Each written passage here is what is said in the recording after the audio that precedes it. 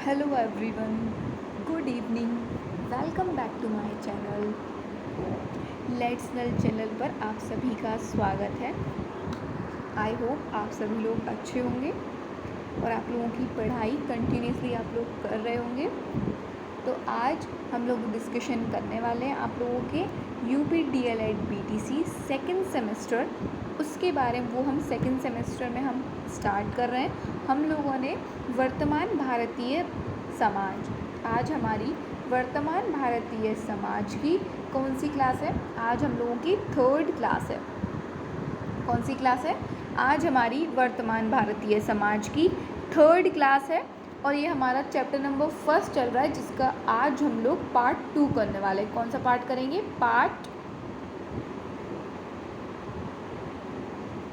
Chapter number 1 का आज हमारा पार्ट 2 है। उससे पहले वर्तमान भारतीय समाज में हमने पहली वाली क्लास में क्या किया था? सिलेबस का डिस्कशन किया था। उसके बाद वर्तमान भारतीय समाज में शिक्षा की संकल्पना में शिक्षा क्या होती है, शिक्षा का संकुचित अर्थ क्या होता है और उसके व्यापक अर्थ क्या होते हैं, उसके बारे में हम लोगों ने पढ़ाई करी थी। तो शिक्षा क्या होती है, हमने पिछली वाली क्लास में क्या पढ़ा था? शिक्षा होती क्या है? जब हम किसी को किसी विषय का ज्ञान देने की कोशिश करते हैं, उसको क्या कहते हैं? उसको शिक्षा कहा जाता है। क्या कहा जाता है? शिक्षा कहा जाता है। और हमने इसमें शिक्षा की संकल्पना के बारे में क्या पढ़ा था कि शिक्षा मनुष्य के विकास की पूर्णता की अभिव्यक्ति होती। क्या होती है? शिक्षा मनुष्य के विकास की पूर्णता की अभिव्यक्ति है। शिक्षा स्वयं को पहचानने एवं अपनी शक्तियों का पहचानने का विकास करती है। हमने बहुत सारे जो अलग अलग प्रकार के जो वैज्ञानिक थे, उन्होंने जो भी शिक्षा के बारे में परिभाषाएं दी, उनके बारे में हमने पढ़ा था। और शिक्षा किस वर्ड से निकल कर आई है? एजुकेशन से। किस वर्ड से? एजुकेशन, जिसका लैटिन वर्ड कौन सा होता है? एडुकेटम, जिसको क्या बोलते हैं? शिक्षित करना, जिसका अर्थ क्या होता है? शिक्षित करना। शिक्षा के बारे में हमने सभी की परिभाषाएं पढ़ी थी कि किस किस वैज्ञानिक ने कौन कौन सी परिभाषाएं दी हैं। उससे आगे अब हम लोग नेक्स्ट टॉपिक अपना जो पढ़ने वाले हैं वो है शिक्षा की प्रकृति। क्या? शिक्षा की प्रकृति क्या है? Nature of education. Nature of education क्या है? उससे पहले अगर आप लोग अभी तक नए हो, यूट्यूब चैनल पर आपने कनेक्ट नहीं किया है तो आप लोग मुझे वहाँ पर सब्सक्राइब कर लीजिए, वहाँ पर फॉलो कर सकते हैं। और जिन लोगों ने अभी तक टेलीग्राम को ऐड नहीं किया है वो टेलीग्राम चैनल पर ज्वाइन कर सकते हैं। वहाँ पर आप लोगों को क्लासेस की जो भी पीडीएफ्स हैं, जो भी लिंक्स हैं, टाइम टेबल है, मैं वो सब कुछ आपको टेलीग्राम पर बताती हूँ। तो आप लोग टेलीग्राम पर ऐड ज़रूर हो जाइए। जो भी क्लासेस करने के बाद में जो उनकी पीडीएफ होती है वो आपको मैं टेलीग्राम पर ही शेयर करती हूँ। तो अभी तक जिन लोगों ने टेलीग्राम चैनल को ज्वाइन नहीं किया है वो टेलीग्राम को ज्वाइन कर ले। उसकी लिंक आपको डिस्क्रिप्शन बॉक्स में मिल जाएगी। आप लोग वहाँ से चैनल को सब्सक्राइब कर सकते हैं। ठीक है, चलिए अब हम लोग स्टार्ट करते हैं। शिक्षा की प्रकृति, यानी शिक्षा की प्रकृति के बारे में हम लोग पढ़ने वाले हैं।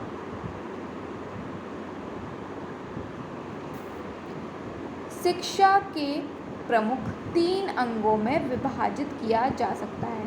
शिक्षा को कितने अंगों में विभाजित किया जा सकता है? 3 अंगों में विभाजित किया जा सकता है। कितने अंगों में? 3 अंगों में शिक्षा को विभाजित किया जा सकता है। पहला कौन? शिक्षक।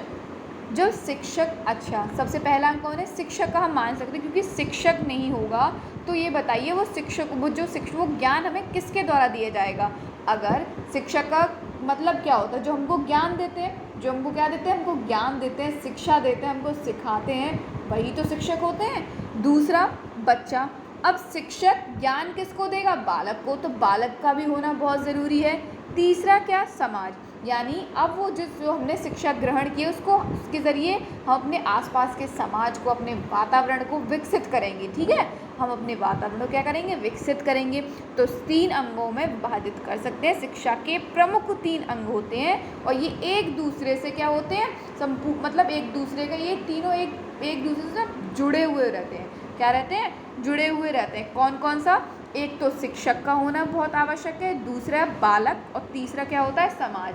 यानी शिक्षा के प्रमुख 3 अंग होते हैं। शिक्षा की प्रगति में शिक्षा के प्रमुख 3 अंग कौन कौन से होते हैं? पहला शिक्षक, दूसरा बच्चा, तीसरा कौन? समाज। तीसरा कौन होता है? तीसरा होता है समाज। चलिए शिक्षा की प्रकृति कैसी है उसके बारे में पढ़ते हैं।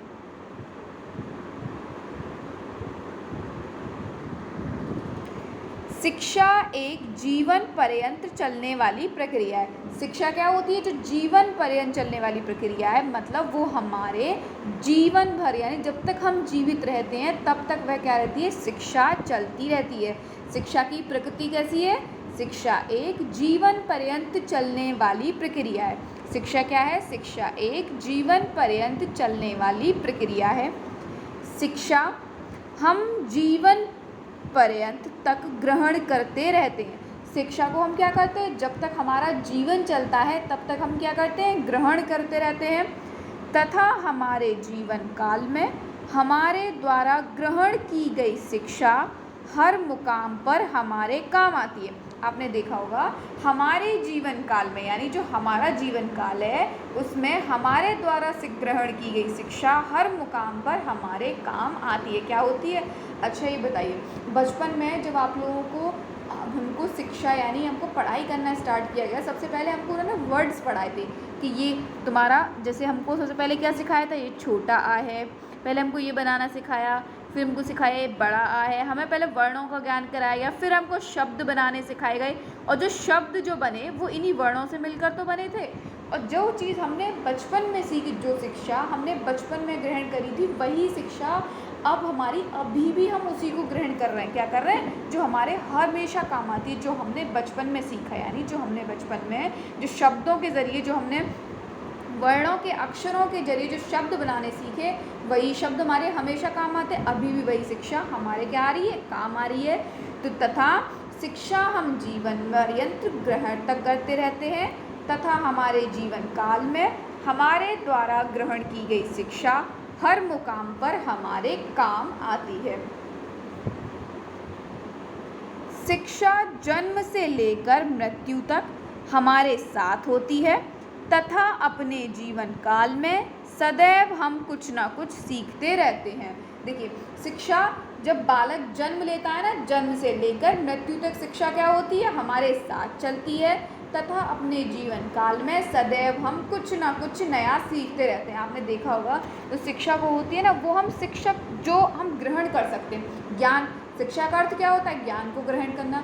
और ज्ञान तो हम जब से पैदा होते हैं और जब तक हमारी मृत्यु नहीं हो जाती तब तक हम क्या करते हैं? इसको ग्रहण ही करते रहते हैं। कुछ नई चीज़ें हम लोग सीखते रहते, चाहे आप बूढ़े हो जाइए या फिर आप बचपने में हो या फिर आप बालक हो या फिर आप एडल्ट हो, हमेशा हमको नई नई चीज़ों का ज्ञान क्या रहता है? मिलता रहता है। हम अपने आसपास के ज़रिए, आसपास के समाज से, अपने से बड़े से हम बहुत सारी चीज़ें सीखते हैं जो हमको नहीं आती। अगर आप लोग बिल्कुल मरने वाली कंडीशन पे भी होते हैं ना, उसमें भी अगर आपके आसपास आप लोग नई चीज़ों को देखेंगे ना, तभी भी आप लोग क्या करेंगे? उस चीज़ को ग्रहण करेंगे।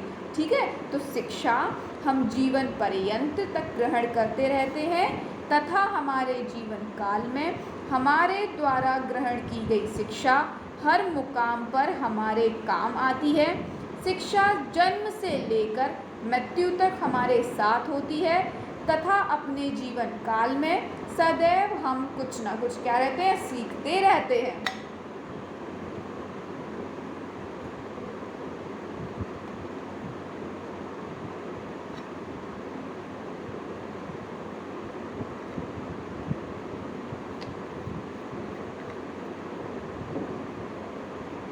तो शिक्षा की प्रगति में हमने फर्स्ट अपना पॉइंट कौन सा पढ़ा?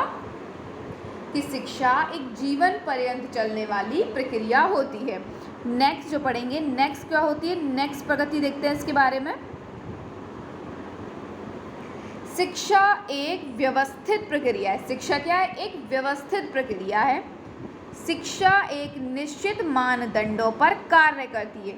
शिक्षा क्या करती है? एक निश्चित मानदंडों पर कार्य करती है। इसकी संरचना पूर्व निर्धारित होती है। इसकी संरचना जो बनाई गई है ना, इसकी संरचना पहले से निर्धारित होती है। शिक्षा का एक ढांचा तैयार किया जाता है तथा उस ढांचे के अनुसार विभिन्न संस्थान इनका अनुसरण करते हैं। अच्छा देखिए, जब ये जो 5th से लेकर आप लोग बचपन से NCERT की बुक्स पढ़ते आ रहे हैं ना, ये एनसीईआरटी की बुक्स ये पहले से क्या इनका पहले से इनकी संरचना निर्धारित है, जब तो हमको वो सारी एनसीईआरटी की बुक मिल रही हैं, उनकी संरचना पहले से निर्धारित होती है कि उसमें क्या क्या आपको पढ़ाना है, कि आपको फर्स्ट क्लास की बुक्स में आपको इतने तक पढ़ाना है, कि आपको वर्ड्स पढ़ाने हैं, कि आपको काउंटिंग समझ में आ जाए, छोटी छोटी कैलकुलेशन आप कर पाओ, तो पहले से उसका ढांचा क्या किया जाता है, तैयार किया जाता है, और उस ढांचे के अनुसार किस पे अलग अलग विभिन्न संस्थान इसका क्या करते हैं, अनुसरण करते हैं। कहने का मतलब है ये पहले से शिक्षा का ढांचा तैयार होता है कि आपको इस क्लास में इतना पढ़ना है, अगली क्लास में आपको ये चीज़ें पढ़नी है, उससे अगली क्लास में ये पढ़ना है, तो इसका क्या होता है, एक ढांचा पहले से तैयार होता है। शिक्षा एक निश्चित मानदंडों पर कार्य करती है, इसकी संरचना पूर्व निर्धारित होती है। इसकी संरचना क्या होती है, पूर्व निर्धारित होती है। शिक्षा का एक ढांचा तैयार किया जाता है तथा उस ढांचे के अनुसार विभिन्न संस्थान इसका अनुसरण करते हैं। क्या करते हैं, विभिन्न संस्थान इसका अनुसरण करते हैं। थर्ड क्या है, शिक्षा एक सामाजिक प्रक्रिया है। शिक्षा क्या है, एक सामाजिक प्रक्रिया है। सामाजिक प्राणी होने के नाते मनुष्य समाज का एक अभिन्न अंग है। सामाजिक प्राणी होने के नाते मनुष्य क्या है, समाज का एक अभिन्न अंग है। समाज यह आशा करता है कि प्रत्येक व्यक्ति या व्यक्तिगत और सामाजिक विकास हो सके। देखिए, समाज क्या करता है, आशा करता है कि प्रत्येक व्यक्ति का और सामाजिक विकास हो सके, और यह सामाजिक वातावरण में रहकर ही संभव होता है। और यह क्या होता है, ये सामाजिक वातावरण में रहकर ही संभव होता है। तो हमने कौन कौन से, पहले एक बार रिवीजन कर लेते हैं। 3 टॉपिक्स हमने कौन कौन से पढ़े। पहला हमने पढ़ा कि शिक्षा एक जीवन पर्यंत चलने वाली प्रक्रिया होती है। शिक्षा हम जीवन पर्यंत तक ग्रहण करते रहते हैं तथा हमारे जीवन काल में हमारे द्वारा ग्रहण की गई शिक्षा हर मुकाम पर हमारे काम आती है। शिक्षा हर मुकाम पर काम आती है। शिक्षा जन्म से लेकर मृत्यु तक हमारे साथ होती है तथा अपने जीवन काल में सदैव हम कुछ ना कुछ क्या रहते हैं, सीखते रहते हैं। शिक्षा एक क्या है, दूसरा हमने पढ़ा, शिक्षा एक व्यवस्थित प्रक्रिया है। शिक्षा एक निश्चित मानदंडों पर कार्य करती है। इसकी संरचना पूर्व निर्धारित होती है। इसकी संरचना क्या होती है, पहले से निर्धारित होती है। शिक्षा का एक ढांचा तैयार किया जाता है तथा उस ढांचे के अनुसार विभिन्न संस्थान इसका अनुसरण करते हैं। थर्ड हमने पढ़ा, शिक्षा एक सामाजिक प्रक्रिया है। शिक्षा क्या है, एक सामाजिक प्रक्रिया है। शिक्षा प्राणी होने के नाते मनुष्य समाज का एक अभिन्न अंग है। समाज यह आशा करता है कि प्रत्येक व्यक्ति या व्यक्तिगत और सामाजिक विकास हो सके, और यह सामाजिक वातावरण में रहकर ही क्या होता है, रहकर ही संभव है। नेक्स्ट पढ़ते हैं।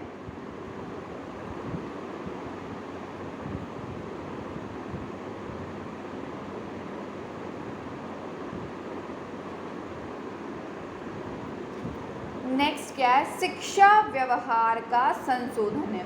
शिक्षा क्या है, व्यवहार का संशोधन है। देखिए, शिक्षा व्यवहार का संशोधन कैसे, हम शिक्षा के द्वारा किसी व्यक्ति विशेष के व्यवहार में परिवर्तन ला सकते हैं। शिक्षा क्या करती है, हमारे व्यवहार में संशोधन भी करती है। शिक्षा के द्वारा किसी व्यक्ति विशेष के व्यवहार में परिवर्तन ला सकते हैं। अब देखिए, शिक्षा क्या करती है, अगर कोई गलत राह पर चल रहा है, अगर आप उसको ज्ञान दोगे, शिक्षा प्राप्त करोगे, तो वह उस चीज़ों को समझ लगेगा कि ये जो मैं जिस रास्ते पर चल रहा हूँ वो क्या है, गलत है। कोई व्यक्ति अगर चोरी करता है, एग्जाम्पल में मान लीजिए अगर कोई व्यक्ति चोरी करता है, क्योंकि उसको बचपन से किसी ने सिखाया नहीं है कि चोरी करना क्या होता है, गलत बात होती है। क्या होती है, चोरी करना गलत बात होती है।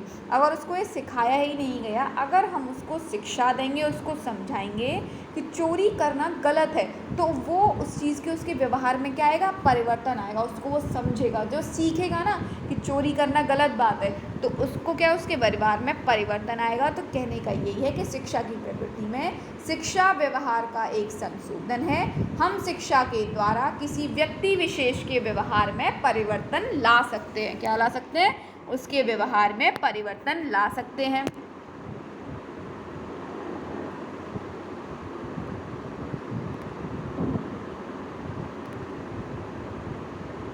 शिक्षा एक प्रशिक्षण है। शिक्षा क्या है?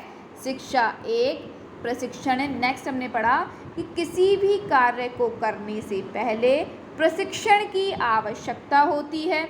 मनुष्य की इंद्रियों, मस्तिष्क एवं आदतों का निर्माण समाज के अनुसार किया जाता है। किसी भी कार्य को करने से पहले, यानी कोई भी कार्य अगर आप करोगे तो उससे पहले आपको प्रशिक्षण की आवश्यकता होती है। प्रशिक्षण का मतलब क्या होता है? उसको एक बार आप पहले से पढ़ना या फिर देखना चाहते हो। क्या देखना चाहते हो? उसको प्रयोग करके देखना चाहते हो। किसी भी कार्य को करने से पहले प्रशिक्षण की आवश्यकता होती है। मनुष्य की इंद्रियों, मस्तिष्क एवं आदतों का निर्माण समाज के अनुसार किया जाता है। सिक्स्थ क्या है? शिक्षा एक गतिशील प्रक्रिया है। शिक्षा क्या है? एक गतिशील प्रक्रिया है। शिक्षा और समाज में लगातार परिवर्तन होते रहते हैं। आपने देखा होगा शिक्षा में और समाज में क्या रहते हैं? लगातार परिवर्तन होते रहते हैं।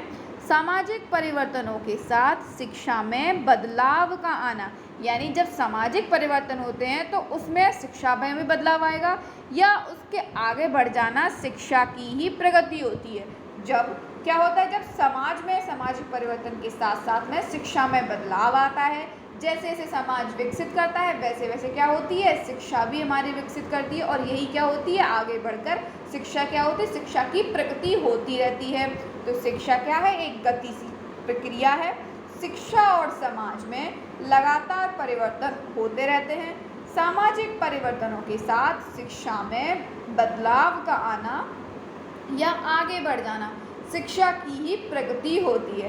तो शिक्षा की प्रगति के बारे में हमने क्या क्या जाना? सबसे पहले हमें जाना था शिक्षा एक जीवन पर्यंत चलने वाली प्रक्रिया है। पहला क्या था? कि शिक्षा एक जीवन पर्यंत चलने वाली प्रक्रिया होती है। शिक्षा हम जीवन पर्यंत तक ग्रहण करते रहते हैं तथा हमारे जीवन काल में हमारे द्वारा ग्रहण की गई शिक्षा हर मुकाम पर हमारे काम आती है। शिक्षा जन्म से लेकर मृत्यु तक हमारे साथ होती है तथा अपने जीवन काल में सदैव हम कुछ न कुछ सीखते रहते हैं। नेक्स्ट जो हमने पढ़ा था वो पढ़ा था कि शिक्षा एक व्यवस्थित प्रक्रिया है। दैट मीन्स शिक्षा एक निश्चित मानदंडों पर कार्य करती है। इसकी संरचना पूर्व निर्धारित होती है। शिक्षा का एक ढांचा तैयार किया जाता है तथा उस ढांचे के अनुसार विभिन्न संस्थान इसका अनुसरण करते हैं। नेक्स्ट हमने ये पढ़ा था कि शिक्षा एक सामाजिक प्रक्रिया है। शिक्षा क्या है? एक सामाजिक प्रक्रिया है। सामाजिक प्राणी होने के नाते मनुष्य समाज का एक अभिन्न अंग है।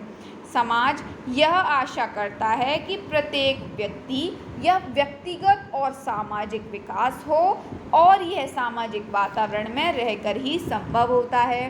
नेक्स्ट हमने पढ़ा था कि शिक्षा व्यवहार का संशोधन है।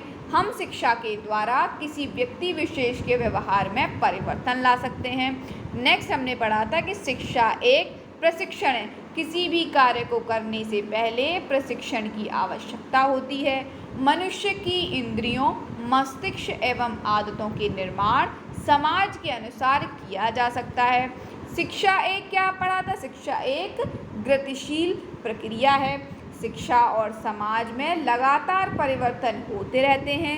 सामाजिक परिवर्तनों के साथ शिक्षा में बदलाव का आना या आगे बढ़ जाना शिक्षा की ही प्रगति होती है। चलिए नेक्स्ट टॉपिक हम पढ़ने वाले हैं शिक्षा की प्रक्रिया। शिक्षा की प्रक्रिया क्या होती है इसके बारे में हम पढ़ने वाले हैं। चलिए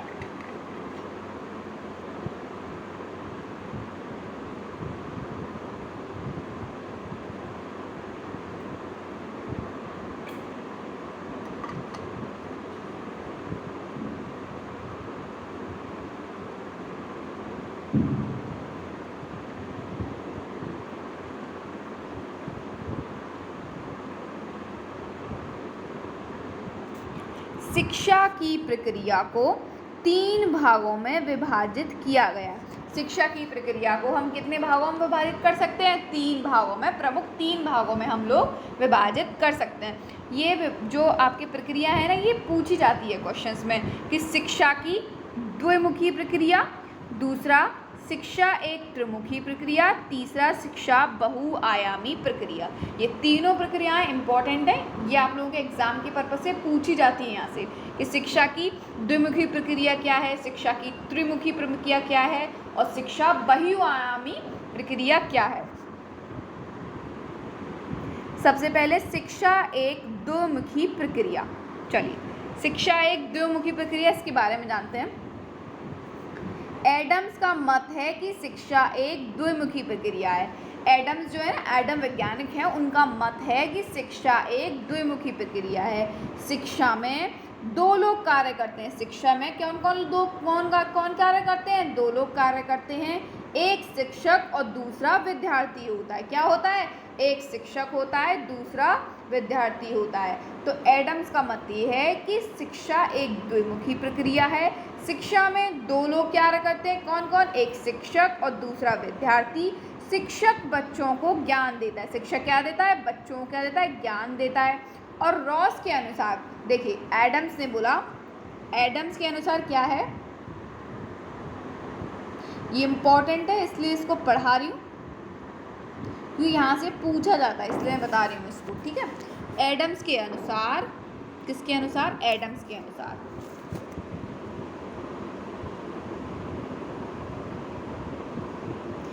एडम के अनुसार कौन कौन? केवल दो व्यक्ति जरूरी होते हैं। शिक्षा में दो व्यक्ति जरूरी होते हैं। कौन कौन से? एक तो शिक्षक और दूसरा बालक। एडम के अनुसार शिक्षा में दो व्यक्ति जरूरी होते हैं, दो लोग कार्य करते हैं, पहला शिक्षक, दूसरा विद्यार्थी या फिर बालक। या और शिक्षक क्या करता है? बालक को क्या देता है? ज्ञान देता है। बालक को क्या देता है? ज्ञान देता है। और जो रॉस महोदय क्या कहते हैं?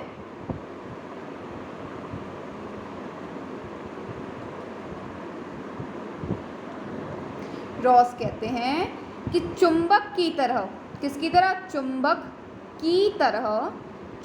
की तरह शिक्षा के भी दो पुत्र हैं। चुंबक की तरह शिक्षा के भी दो पुत्र होते हैं। जैसे चुंबक यानी उसके दो पोल होते हैं ना, नॉर्थ पोल और साउथ पोल होते हैं ना, तो चुंबक की तरह शिक्षा के भी दो पुत्र होते हैं। शिक्षा की प्रक्रिया में व्यक्ति का सर्वांगीण विकास होता है। शिक्षा की प्रक्रिया में क्या होता है? बालक का, व्यक्ति का सर्वांगीण विकास होता है। इस प्रक्रिया में अनेक घटक शामिल होते हैं। इस प्रक्रिया में क्या होते हैं? बहुत सारे घटक शामिल होते हैं। द्विमुखी प्रक्रिया के बारे में एडम से तो क्या कहा कि इसमें दो व्यक्ति कार्य करते हैं। कौन कौन सा? एक शिक्षक, दूसरा विद्यार्थी। शिक्षक बच्चों को क्या देता है? ज्ञान देता है। वहीं रॉस के अनुसार चुंबक की तरह शिक्षा के दो पुत्र होते हैं। शिक्षा की प्रक्रिया में व्यक्ति का सर्वांगीण विकास होता है। इस प्रक्रिया में अनेक घटक शामिल होते हैं। इस प्रक्रिया में क्या होते हैं? अनेक घटक जो होते हैं शामिल होते हैं, जिसमें क्या होता है? एक पढ़ता है, दूसरा पढ़ता है। जब एक अगर पढ़ता है तो दूसरा पढ़ता है।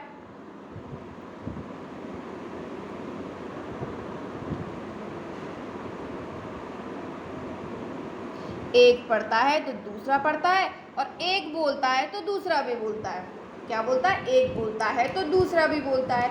और ड्यूवी ने क्या कहा है कि ड्यूवी प्रयोग शिक्षा एक सामाजिकरण प्रक्रिया है। ड्यूवी ने क्या कहा है कि शिक्षा एक सामाजिकरण प्रक्रिया है। ड्यूवी के अनुसार शिक्षा एक सामाजिकरण प्रक्रिया है। एडम्स ने बोला शिक्षा एक द्विमुखी प्रक्रिया को उसने क्या था? मत देते हैं। शिक्षा में दो लोग कार्य करते हैं, एक शिक्षक, दूसरा विद्यार्थी होता है। शिक्षक बच्चों को क्या देता है? ज्ञान देता है। वहीं रॉस के अनुसार चुंबक की तरह शिक्षा के भी दो पुत्र हैं। शिक्षा की प्रक्रिया में व्यक्ति का सर्वांगीण विकास होता है। इस प्रक्रिया में अनेक घटक शामिल होते हैं। इस प्रक्रिया में क्या होते हैं? अनेक घटक शामिल होते हैं। इसमें एक पढ़ता है, दूसरा पढ़ाता है, और एक बोलता है तो दूसरा भी बोलता है। वहीं ड्यूवी ने शिक्षा को सामाजिकरण की प्रक्रिया कहा है। ड्यूवी ने क्या कहा है? शिक्षा को सामाजिकरण की प्रक्रिया कहा है। शिक्षा की त्रिमुखी प्रक्रिया, शिक्षा की त्रिमुखी प्रक्रिया क्या है इस बारे में जानती है? 2017 में आप लोग यहाँ से पूछा भी गया है कि शिक्षा की त्रिमुखी प्रक्रिया क्या होती है। चलिए,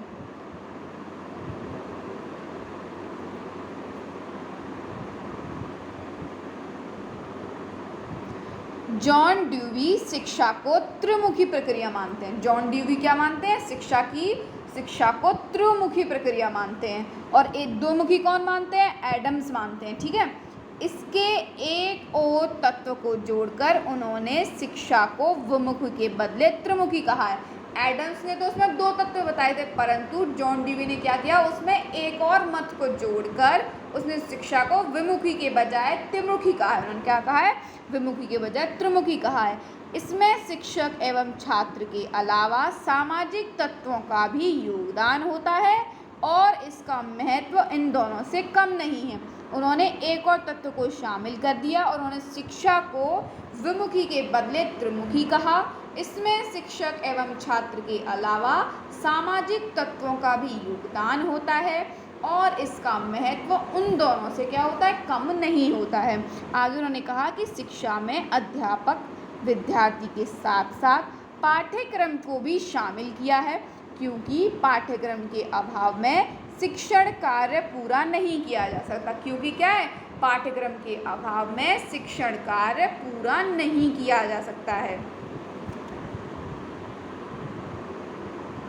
तो शिक्षा की हमने त्रिमुखी प्रक्रिया में क्या क्या जाना? सबसे पहला पाठ्यक्रम, सबसे पहला अध्यापक का होना जरूरी है। किसका होना जरूरी है? अध्यापक के साथ साथ बालक का होना जरूरी है, जिसको वो पढ़ाएगा। तीसरा, पाठ्यक्रम का होना अति आवश्यक है, कि जो एक निश्चित आपका सिलेबस है उसका होना भी बहुत आवश्यक होता है। ठीक है, जॉन ड्यूवी ने ये भी कहा था कि एक निश्चित आप लोगों के निश्चित कमरे में या फिर एक निश्चित चार दीवारी के अंदर निश्चित शिक्षकों के द्वारा निश्चित विद्यार्थियों को एक निश्चित पाठ्यक्रम द्वारा पढ़ाया जाता है। क्या किया जाता है? पढ़ाया यानी ज्ञान दिया जाता है। तीसरी कौन सी है? शिक्षा बहुआयामी प्रक्रिया। शिक्षा एक क्या है? बहुआयामी प्रक्रिया है। शिक्षा मनुष्य के एक पहलू का विकास ना करके अनेकों आयामों का विकास करती है, जैसे सामाजिक, आर्थिक, मनोवैज्ञानिक, आध्यात्मिक, राजनैतिक, वैज्ञानिक आदि। शिक्षा का बहुआयामी प्रक्रिया इसलिए कहते हैं, ये केवल एक ही पहलू का विकास नहीं करती, बल्कि मानव के सभी आयामों का विकास करती है, जैसे सामाजिक, आर्थिक, मनोवैज्ञानिक, आध्यात्मिक, राजनीतिक, वैज्ञानिक आदि। जो भी हमारे सारे पक्ष होते हैं उन सभी का क्या करती है? विकास करती है। शिक्षा का महत्व क्या होता है? शिक्षा हम सभी के उज्जवल भविष्य के लिए बहुत ही आवश्यक साधन है। शिक्षा क्या है? हम सभी के उज्जवल भविष्य के लिए बहुत ही आवश्यक साधन है। हम अपने जीवन में शिक्षा के इस साधन का उपयोग करके कुछ भी अच्छा प्राप्त कर सकते हैं। हम अपने जीवन में किसका? शिक्षा के इस साधन का उपयोग करके कुछ भी अच्छा प्राप्त कर सकते हैं। जब बालक का जन्म होता है, शिक्षा का भी उसी समय जन्म होता है। जब बालक जन्म लेता है ना, तो उसी के साथ वो नई नई चीज़ों को स्टार्ट कर देता है सीखना। ठीक है, जैसे जरूरत है आपने देखा छोटे छोटे बच्चों को हम उसको खिलाते हैं, उसको नई नई चीज़ें दिखाते हैं। चाहे बालक कोई चीज़ समझ नहीं रहा हो, लेकिन उसको फिर भी नई नई चीज़ों के बारे में सिखाते हैं, उसको ज्ञान देने की कोशिश करते हैं। तो कहने का मतलब है, जब बालक का जन्म होता है, तभी क्या होता है? शिक्षा का भी जन्म होता है। शिक्षा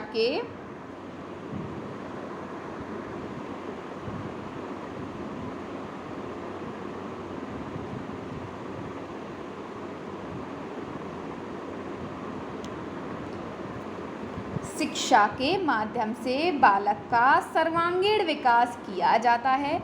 शिक्षा के आधार पर ही बच्चा पर्यावरण में सामंजस्य स्थापित करने में सफल होता है। देखो, किसके माध्यम से? शिक्षा के माध्यम से बालक का सर्वांगीण विकास किया जाता है। शिक्षा के आधार पर ही बच्चा पर्यावरण में सामंजस्य स्थापित करने में क्या होता है? सफल होता है। देखिए, एडिसन की एक परिभाषा उन्होंने क्या कहा? एडिसन ने कि संगमरमर के पत्थर के लिए जो महत्व मूर्तिकार का होता है, संगमरमर के पत्थर के लिए जो महत्व मूर्तिकार का है, वही महत्व आत्मा के लिए क्या होता है? शिक्षा का होता है। देखिए, संगमरमर का जो पत्थर बनता है ना, आप देखो उसको मूर्तिकार बनाता है ना, उसको मतलब उसकी शेप देके उसको पूरे तरीके से एकदम चिकना, मतलब एकदम बढ़िया वाला करता है। क्योंकि वो जो संगमरमर का पत्थर होता है वो हमको एक फ्रेश उसमें नहीं मिलता है, मतलब अच्छी अवस्था में नहीं मिलता है। तो जो मूर्तिकार वगैरह जो होते हैं ना, उनको वो उसको एक पूरा प्रॉपर शेप में लेकर आते हैं। क्या होते हैं, पत्थरों से बड़े बड़े चीज़ें, ऐसी काम की चीज़ें बनाते हैं ना, बहुत तरह की मूर्तियाँ बना दी, स्टैचूज़ बना दिए। यानी एक संगमरमर के पत्थर के लिए जो महत्व मूर्तिकार का है, वही महत्व आत्मा के लिए शिक्षा का होता है। एक मूर्तिकार एक मामूली से पत्थर को, किसको, एक बहुत बढ़िया, एक मतलब आपने देखा ताजमहल, जीती जागती इमारत, आप देखिए ताजमहल को बना के खड़ा कर दिया। सबसे खूबसूरत इमारतों के अंदर आता है ताजमहल, ताजमहल को बना खड़े करा कर दिया। तो यानी वो किसकी है, वो मूर्तिकार ने बनाया ना उसको, एक पत्थर को उसने इतना बना दिया, इतना सुंदर बना दिया। तो वही महत्व क्या है आत्मा के लिए शिक्षा का भी। अगर आप शिक्षा ग्रहण नहीं करोगे तो आप लोग चीज़ों को सीखोगे कहाँ से, आपकी सुंदरता निखर के कैसे आएगी। इसलिए शिक्षा का भी बहुत महत्व होता है। ठीक है, मानव जीवन में शिक्षा का महत्व। नेक्स्ट टॉपिक हमारा क्या है, मानव जीवन में शिक्षा का महत्व। चलिए,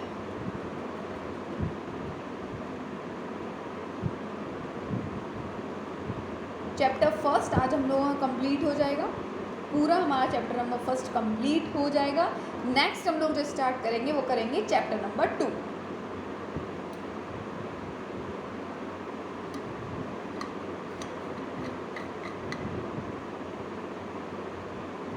नोट्स आप लोग बना लीजिएगा, अदरवाइज़ आप लोगों के एग्ज़ाम टाइम में बहुत प्रॉब्लम होगी।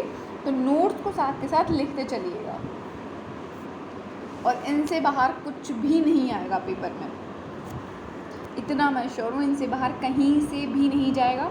जो मैं करा रही हूँ बस वही प्रॉपर आप लोग ध्यान से सुनिए, समझिए और उसको नोट डाउन ज़रूर करते चलिए। मानव जीवन में शिक्षा का महत्व। मानव का अस्तित्व शिक्षा के बिना वैसा ही है जैसा पतवार के बिना नाव का। मानव जीवन में शिक्षा के बिना अस्तित्व मानव का कैसा होता है, जैसे पतवार के बिना नाव। अब नाव का चालक ही नहीं होगा, मतलब जो पतवार, जो नाव का चालक होता है ना, वही नहीं होगा तो नाव को चलाएगा कौन, चंपू टाइप, जो चंपू लेके चलाता है ना, अगर वही नहीं होंगे तो बताइए नाव चलेगी कैसे। शिक्षा का महत्व तो अनेक दृष्टिकोण से है। शिक्षा व्यक्ति के प्रत्येक पहलू को विकसित करके इसका चारित्रिक निर्माण करती है। क्या करती है, चारित्रिक निर्माण करती है। पहला, व्यक्तिगत विकास के लिए आवश्यक। देखिए, मानव के जीवन में शिक्षा का महत्व क्या है, व्यक्तिगत विकास के लिए आवश्यक होती है। दूसरा, शिक्षा राष्ट्रीय जीवन में व्यक्ति के अंदर राष्ट्रीय एकता, भावात्मक एकता, सामाजिक कुशलता आदि भावनाओं का विकास करती है। शिक्षा के जरिए मानव के जीवन में, राष्ट्रीय जीवन में व्यक्ति के अंदर राष्ट्रीय एकता, भावनात्मक एकता, सामाजिक कुशलता आदि भावनाओं क्या करती है, विकास करती है। तीसरा, शिक्षा मानव कल्याण के लिए आवश्यक है। शिक्षा क्या है, मानव कल्याण के लिए आवश्यक होती है।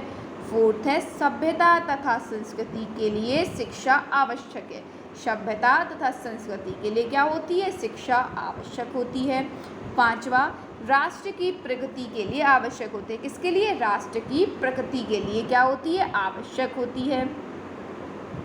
नेक्स्ट क्या है, शिक्षा के कार्य कौन कौन से होते हैं। शिक्षा के कार्य, व्यक्ति से संबंधित, सबसे पहला कौन सा, व्यक्ति से संबंधित कार्य शिक्षा के कौन कौन से होते हैं कि ये मानव की आंतरिक शक्तियों का विकास करते हैं। शिक्षा के जरिए व्यक्ति क्या होती है, आंतरिक शक्तियों का विकास करती है।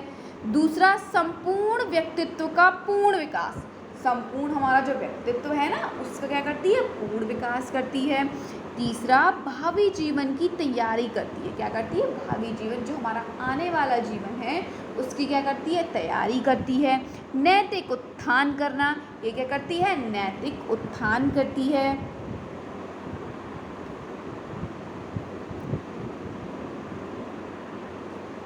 शिक्षा के जरिए मानवीय गुणों का विकास करना। शिक्षा क्या करती है, मानवीय गुणों का विकास करती है। आत्मनिर्भर बनाना, ये शिक्षा के जरिए व्यक्ति को क्या बनाती है, आत्मनिर्भर बनाना सिखाती है। आवश्यकता की पूर्ति में सक्षम बनाना। किसमें? आवश्यकता की पूर्ति में सक्षम बनाना। ये क्या करती है? आवश्यकता की पूर्ति में क्या बनाती है? सक्षम बनाती है। दूसरा, समाज संबंधी। पहला हमने पढ़ा व्यक्तिगत संबंधी कार्य कौन से हमारे करती है, दूसरा है समाज संबंधी। सामाजिक नियमों का ज्ञान, यानी शिक्षा के जरिए हमको सामाजिक नियमों का ज्ञान होता है। दूसरा, प्राचीन साहित्य का ज्ञान मिलता है हमको। तीसरा, कुरीतियों के अभाव में आवरण में सहायक है, यानी कुरीतियों के आवरण में सहायक होती है।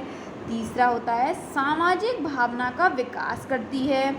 और अंत में धर्मों के विषय का ज्ञान कराती है। देखिए, शिक्षा के जरिए आप लोग कुरीतियाँ जो होती हैं ना, समाज में चल रही तरह तरह प्रकार की कुरीतियाँ होती हैं, उनको समझने में हमारे सहायता करती है। सामाजिक भावना का विकास करती है।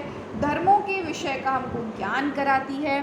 थर्ड हमारा क्या है कि राष्ट्रीय संबंधी कौन कौन सी सहायता करती है? भावनात्मक एकता उत्पन्न करती है, कुशल नागरिक बनाती है, राष्ट्रीय एकता, अधिकार तथा कर्तव्यों का ज्ञान। शिक्षा के ज़रिए हमारे क्या क्या अधिकार हैं, उनके ज़रिए हम लोग हमारे क्या कर्तव्य हैं, हमको किस प्रकार से अपने कर्तव्य का पूरे करने चाहिए, उनके बारे में ज्ञान कराती है। राष्ट्रीय आय संबंधी ज्ञान, जो राष्ट्र को हमारी आय होती है ना, उससे संबंधित जो ज्ञान होते हैं वो हमको मिलते हैं। और लास्ट हम मिलते हैं वातावरण संबंधी वातावरण से समायोजन करना, वातावरण का अनुकूलन करना। ये हमारा पूरा आप लोगों का फर्स्ट चैप्टर कंप्लीट हो गया। आप लोगों के सारे नोट्स कंप्लीट हो गए। फर्स्ट चैप्टर हमारा पूरा आज कंप्लीट हो गया है। फर्स्ट चैप्टर में केवल इतना ही था। अब हमारी जो क्लास होगी वो हमारी होगी नेक्स्ट क्लास, जिसमें हम पढ़ेंगे सेकंड चैप्टर हमारा स्टार्ट होने होगा। फर्स्ट चैप्टर हमारा पूरा कंप्लीट हो गया है। फर्स्ट चैप्टर हमने पूरा कंप्लीट कर लिया है। और अब उसके बाद मैं आपको एक चीज़ बता दूं, अगर अभी तक आप लोगों ने चैनल को सब्सक्राइब नहीं किया है तो आप लोग अभी चैनल को सब्सक्राइब कर सकते हैं। अगर क्लासेस आपको हेल्पफुल लगती हैं, आपको समझ में आ रही हैं सारी चीज़ें, तो आप लोग चैनल को सब्सक्राइब ज़रूर करिए। चैनल को सब्सक्राइब आप कर सकते हैं। आपको अच्छा लगे तो आप लोग चैनल को क्या कर सकते हैं, चैनल को सब्सक्राइब कर सकते हैं। और टेलीग्राम चैनल पर अगर अभी तक आप लोग ऐड नहीं हुए हैं तो आप टेलीग्राम चैनल पर ऐड हो जाइए। और मैं आप लोगों को बता दूं, सेकंड सेमेस्टर की आप लोगों की सभी क्लासेस की प्लेलिस्ट जो है मैंने तैयार कर दी है। अगर अभी तक आप लोगों ने क्लासेस नहीं लेना शुरू किया है तो आप लोग क्लासेस शुरू कर सकते हैं। मैथ्स की क्लास आप लोगों की स्टार्ट हो गई है, मैथ्स की क्लास शुरू हो गई है। दूसरा, आप लोगों की इंग्लिश की क्लास शुरू हो गई। किसकी? एक तो मैंने आप लोगों की स्टार्ट कर दी है क्लास, आप लिखिए। देखिए, एक तो मैथ्स की क्लास आप लोगों की शुरुआत हो गई है सेकेंड सेमेस्टर वालों के लिए। सेकेंड सेमेस्टर की आप लोगों की कौन कौन सी क्लास शुरू हो गई है वो मैं बता देती हूँ। मैथ्स की क्लास आप लोगों की शुरू हो गई है। दूसरा, आप लोगों की इंग्लिश की क्लास स्टार्ट हो गई है। ये मैथ्स और इंग्लिश इन दोनों की क्लास, एक दिन तो आपकी इंग्लिश की क्लास होती है और एक दिन किसकी होती है, मैथ्स की क्लास होती है। ये दोनों क्लास आप लोगों की रेगुलर चल रही हैं, ठीक है। ये दोनों क्लासेस रेगुलर चल रही हैं क्योंकि इनका सिलेबस थोड़ा लेंथी भी पड़ जाता है। दूसरा, इसमें प्रैक्टिस बहुत ज़रूरी है, तो इसलिए मैथ्स की और इंग्लिश की क्लासेस ये दोनों आप लोगों की रेगुलर चल रही है।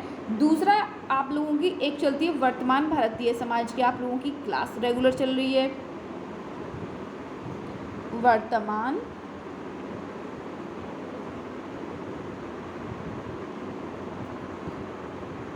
एक आपकी वर्तमान भारतीय समाज की क्लास रेगुलर चलती है। और दूसरा, आप लोगों की क्लास चल रही है, अब शुरू कर रही हूँ मैं प्रारंभिक शिक्षा की। प्रारंभिक शिक्षा के नवीन प्रयास।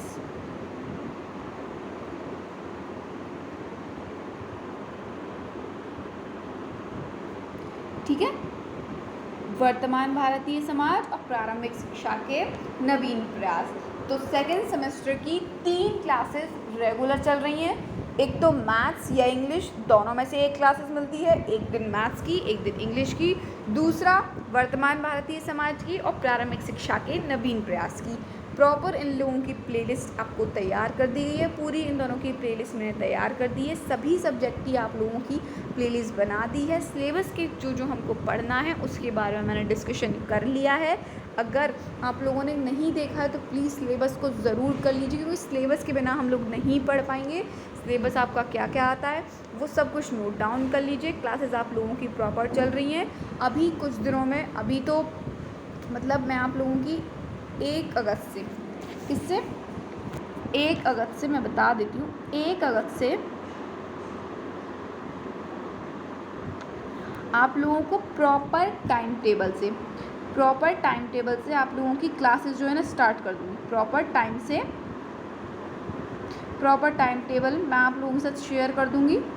उस टाइम पर आप लोगों की क्लासेस आप लोगों को रिकॉर्डेड वे में आप लोगों की क्लासेस आपको मिल जाया करेंगी बिल्कुल टाइम से। और 3 क्लासेस आप लोगों की पर डे मिला करेंगी, 3 क्लासेस आप लोगों की पर डे मिला करेंगी। पर डे आप लोगों की 3 क्लासेस आपको मिला करेंगी। और 1 अगस्त से आप लोगों का टाइम टेबल मैं सेट कर दूंगी, वो मैं डिस्कस कर लूँगी, मैं बता दूंगी आप लोगों को। तो उससे पहले अभी 1-2 दिन जब तक के लिए 1 या 2 क्लासेस आप लोगों की डेली ही मिलेंगी। मैथ्स की और इंग्लिश की तो रेगुलर ही मिलेगी, वो क्लासेस किसी भी दिन आप लोगों की नहीं ब्रेक होंगी, वो क्लासेस कंफर्म है कि आपको मिला ही करेगी, ठीक है। और अगर आप लोगों ने चैनल को सब्सक्राइब नहीं किया है तो आप लोग चैनल को सब्सक्राइब कर सकते हैं। वीडियो अगर आपको पसंद आती है तो आप लोग लाइक कर सकते हैं। कंटेंट आपको अच्छा लगता है, पढ़ना आपको समझ में आता है तो आप लोग लाइक कर सकते हैं और शेयर कर सकते हैं। आप लोग अपने फ्रेंड्स को शेयर कर सकते हैं ताकि और भी जो हमारी फैमिली थोड़ी बड़ी हो जाए और लोग भी हमसे जुड़ जाएं, कनेक्ट हो जाएं। तो आप लोग अपने फ्रेंड्स को शेयर कर सकते हैं। पसंद आता है तो आप लोग लाइक शेयर ज़रूर कर दीजिएगा। एक और बात मैं आप लोगों को बता दूं, अगर आपको कोई भी डाउट नहीं समझ में आती है, कोई भी चीज़ अगर आपको कोई भी चीज़ नहीं समझ में आती है, डाउट है, तो आप लोग मुझे जीमेल कर सकते हैं। जीमेल है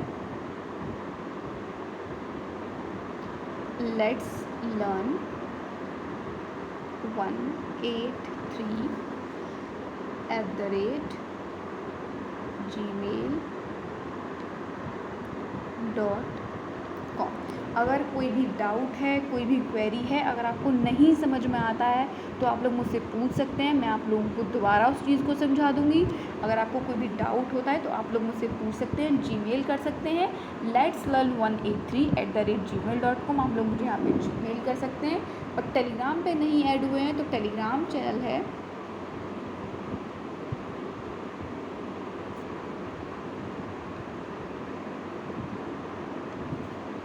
लेट्स लर्न। आप लोग टेलीग्राम चैनल पर ऐड हो सकते हैं। अगर आपको कोई भी डाउट हो तो आप लोग टेलीग्राम चैनल पे जुड़ सकते हैं। वहाँ पर आप लोग सभी क्लासेस की PDF, प्रॉपर टाइम टेबल, वो सभी आपको टेलीग्राम चैनल पर मिल जाएगा। तो आप लोग टेलीग्राम चैनल पर ऐड हो जाइए, उसकी लिंक आपको डिस्क्रिप्शन बॉक्स में मिल जाएगी, ठीक है। चलिए मिलते हैं, आप लोगों की क्लासेस यहीं पर फिनिश होती है। मिलते हैं आप लोगों से आप लोगों की नेक्स्ट क्लास में, ठीक है। और चैनल को सब्सक्राइब करना मत भूलिए।